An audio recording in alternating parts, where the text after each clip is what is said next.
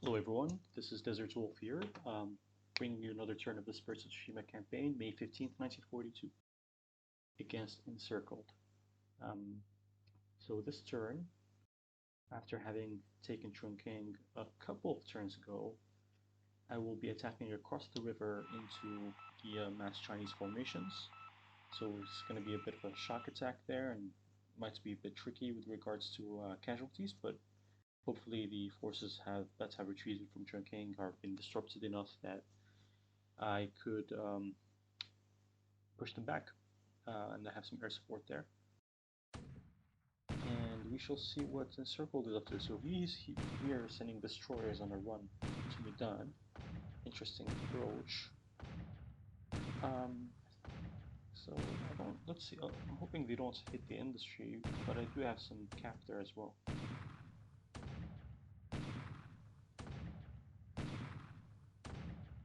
I need to be a bit more proactive in guarding the terrain over here. I think he was also trying to intercept some of my tankers that were in the area a few turns ago.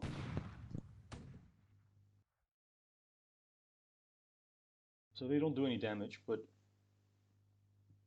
a couple of turns ago, I spotted this carriers around here, west of the Andaman Islands, and my carriers are in the South Pacific, so they're not nearby, and that's why he's being a bit more bold about approaching this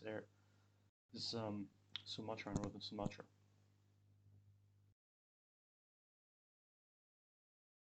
I'll do a bit more of a rundown at the end of the turn just to catch up on what's been going on and show a bit more of the score and where things are going.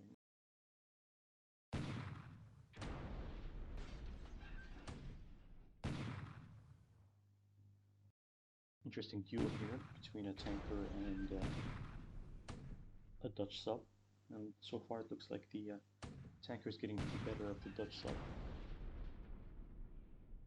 That's funny. That's funny.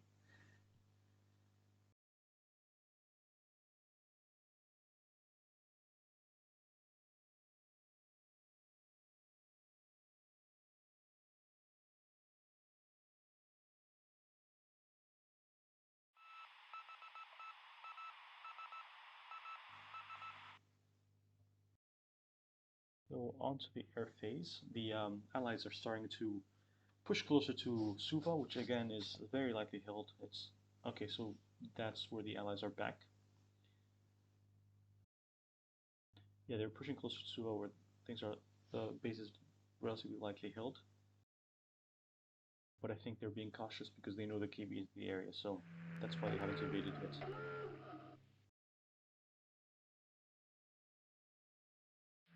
ACW is work here, doing its job.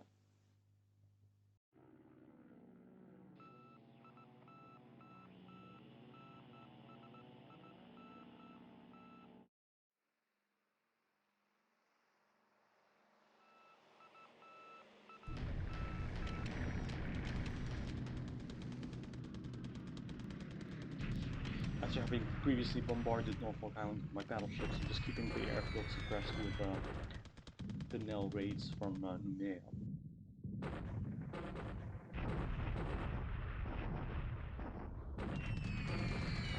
So it looks like I got one aircraft there. Yeah, one Catalina destroyed and a bunch more damaged. I've done really well at knocking out a lot of Catalinas so far in this game, so hopefully that reduces his naval search quite a bit. Catalinas are extremely handy for the Allies as naval search planes, but also as occasional transports to isolated islands and so forth. Okay, so this is good. That means and clear skies as well, so that's very positive. Not only with my airplanes fly, but they also got good weather, so they're going to be able to inflict some good damage here right as I shock attack across the river from Chongqing this turn, so that's good. And as you can see, this is some very good results here. 50 disabled squads, 11 destroyed, and a whole bunch of non-combat ones disabled and destroyed as well.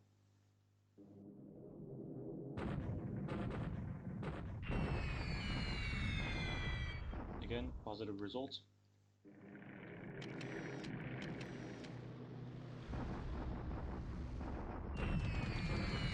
Here I'm just bombarding Clark to keep the airfields damaged and eat up the supply from the anti-aircraft artillery.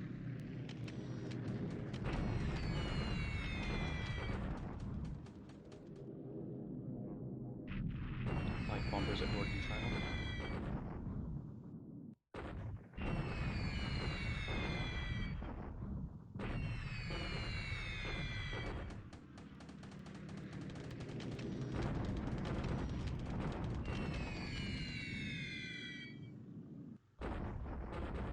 Now it's the Allied turn to attack.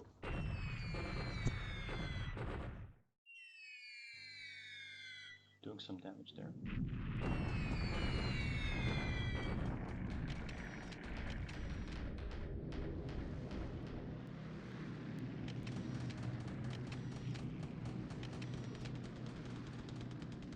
That's the end of the AM phase. The PM phase.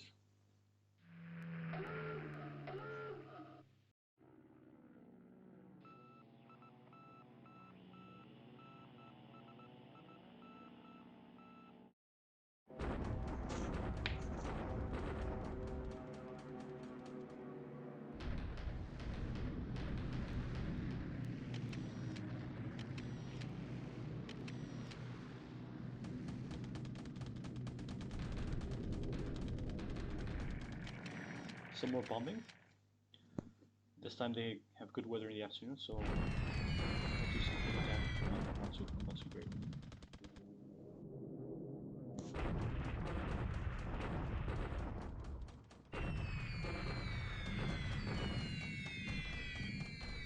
Do some damage to his aircraft.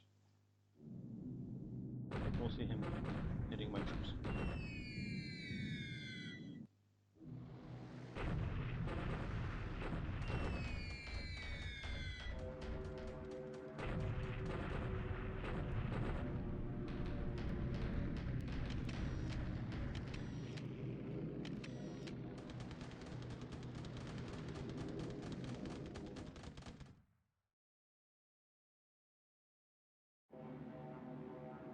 Late sweeps.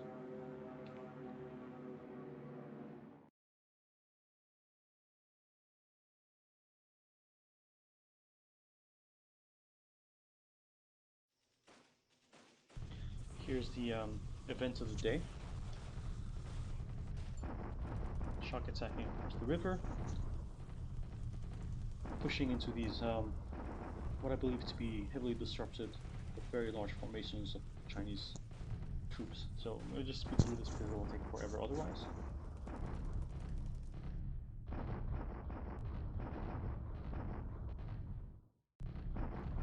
Again, that's kind of the reason why I did not entirely start drinking, because I wanted to push back these forces. And given this is a stacking game, I would create an overstacked reaction on these hexes, and that would make it very hard for those troops that are outside, those Chinese troops that are outside Ukraine and dug in, to offer coherent resistance, because they have all these disrupted Chinese forces retreating into their path and eating all their supply and so forth. So here it's worked again. We'll see if it keeps working as I push back these troops. So it's paid off in that sense. I'm able to advance into fresh Chinese formations and overwhelm them, because they have a bunch of disorganized and disrupted Chinese corps falling back on their position, essentially.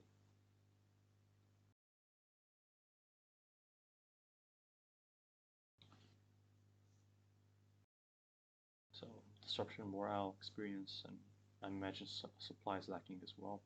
It just doesn't show, it just shows 4 maximum in these little windows. So decent amount of casualties that I sustained, but that's to be expected. I'm shock attacking a very large Chinese formation across the river into very difficult terrain. But yeah, the Chinese took a lot more losses. More than 1,000 squad destroyed, more than non-combat squad destroyed. So But the key thing is, look, I'm pushing them back. That's the thing.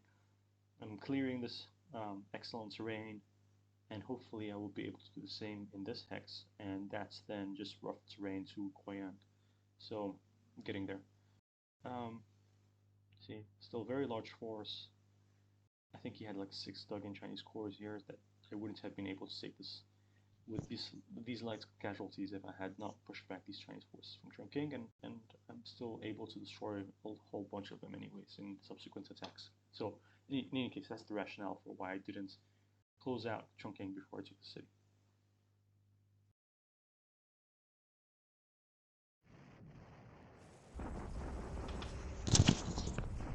It's just a besieged Chinese force that I'm just bombarding to assess their defenses. Looks like they have run out of artillery. That's interesting. And their AV is lower than it used to be. It used to be like 700, and now it's 255 when 700 when I first encircled it. This is a retreating bunch of Chinese forces that I'm attacking.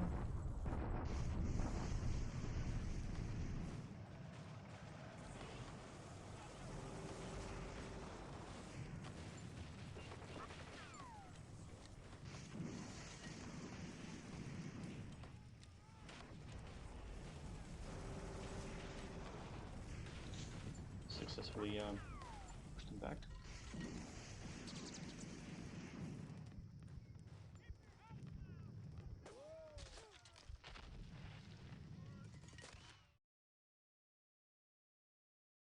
It's a relatively small force, mostly support squads.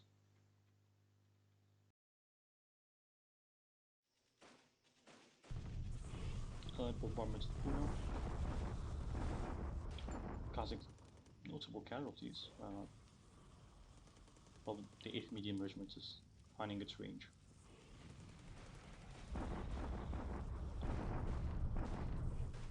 Sholapur, Japanese get the better of the Allies. And this is the siege force in Madras.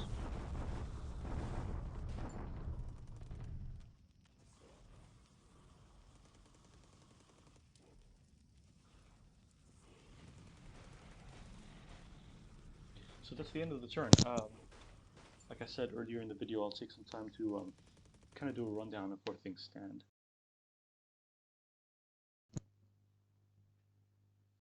Once the turn concludes.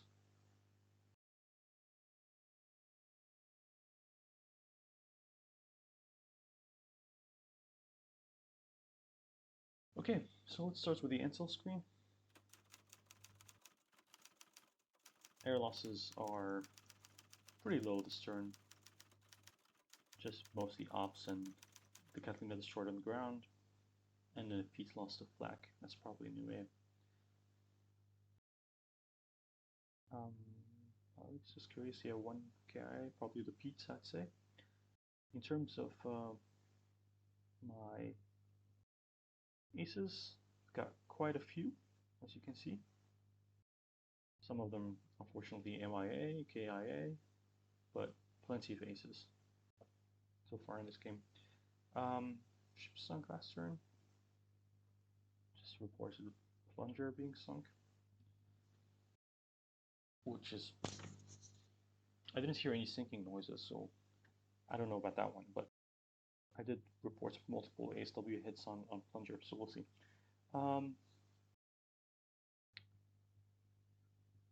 The score is still very good in my favor, more than 4-1, but I have to keep it. That's the thing. It's tricky to keep it through the end of 1942 when the Allies are making a comeback, and obviously since it's a 4-1 ratio, the Allies don't need to score even. They need to just get enough Japanese casualties to reduce that odds. If they just pushed under 4-1, they'll be able to stay in the game. So easier said than done, even with the dominant position that I've achieved thus far, to maintain that through the end of the year. So we'll see what happens there. In terms of the map, what's going on? So this is the states of play in general. Again, as a reminder, I have Midway Island, Canton Island is mine, I'm building up the Gilberts, taking the time while the Allies are heavily focused on the Indian Ocean guarding India. Half the carriers are here, and half the carriers, I believe, are in South Australia.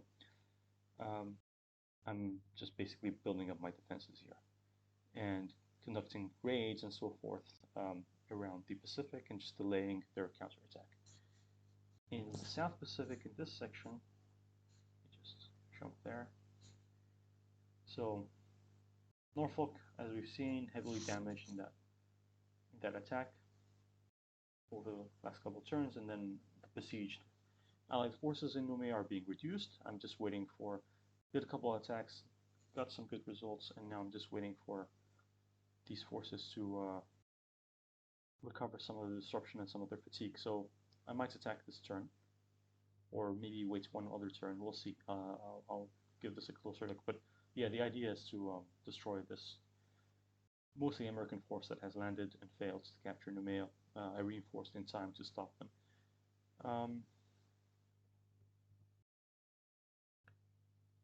That's for the South Pacific. And Dutch East Indies, all under control. The Philippines, just basically bombing and waiting for the supply to drain out, and having enough ASW here to force Encircle to pay a cost if he's trying to reinforce by sub. And I might bring even some ASW ships here soon to contend with them. In China, the Encircle did a really good job by taking advantage of a weak blocking force that I left here, thinking that I might bluff my way out of it as I concentrate my forces elsewhere in China. And he did a counterattack and took back Nanning and Lushao, but he's pretty much blocked here and won't be able to advance much further. And I'm bringing reinforcements to start a counterattack here. Captured the Chongqing Plain. Everything else is captured except for this section and Urumqi in the very north, which I'm advancing to and just clearing these forces as I do so. Here, as we've seen last turn, this unit just came in from the west, so I'll destroy it this turn.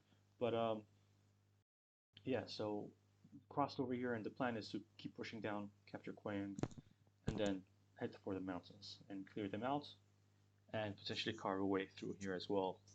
So we'll see. Doing really well in China, but it's going to take some time to kind of get things aligned and mop up operations and so forth. But supply-wise, the Allies are in a very dire strait.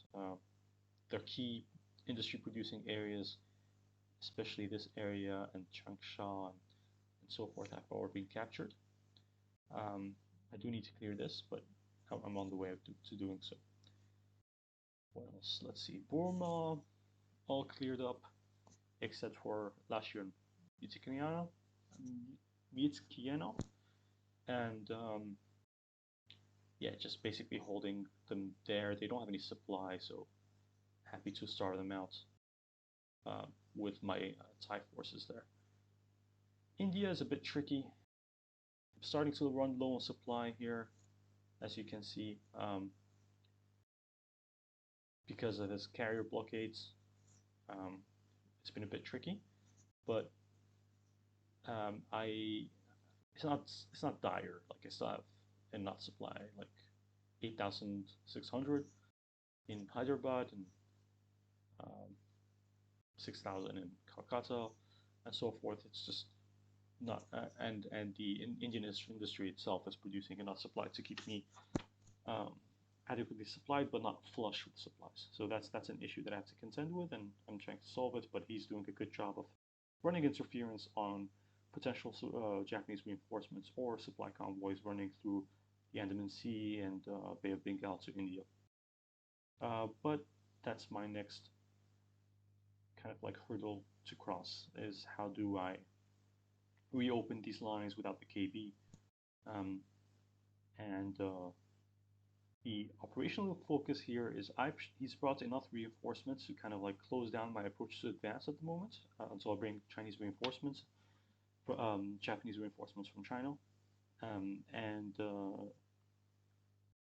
I am therefore pulling back my forces here. As you can see, lots of Japanese forces pulling back to Rajpur, and then from there, probably clear up my rear and make sure that he can't really land over here because he has naval superiority at the moment in Bay of Bengal. So it's just some defensive maneuvers there, and I would really like to take Madras and finish off this big Indian pocket there. So that's basically the general gist of it. Of course, if you have any questions or comments, I'm happy to answer them here or in the Discord channel. And that's it. Thank you for watching.